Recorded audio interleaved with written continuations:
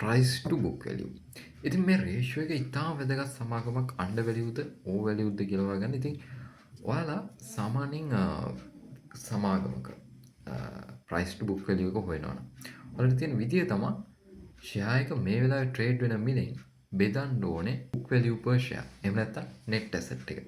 ඉතින් ඔක මේක බෙද්දහම ඔයාලට සාමාන්‍යයෙන් එකක් හෝ ඊට වඩා වැඩි අගයක් එනවනම් අන්න ඒක ඕවර් වැලියුඩ් අවස්ථාවක්.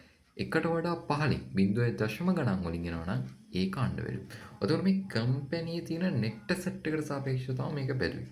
එතකොට ඔයා මේක මෙහෙම බලන්න ඕනේ සෙක්ටර් එකේ තියෙන price to book value එකටත් අනුව අඩුවෙන්ද තියෙන්නේ කියන එක. ඉතින් ඔයාලට මේක පුළුවන් CSE daily report එක GICS කියන හරියේ තියෙනවා සෙක්ටර් එකේ price to book value එක PBV එක.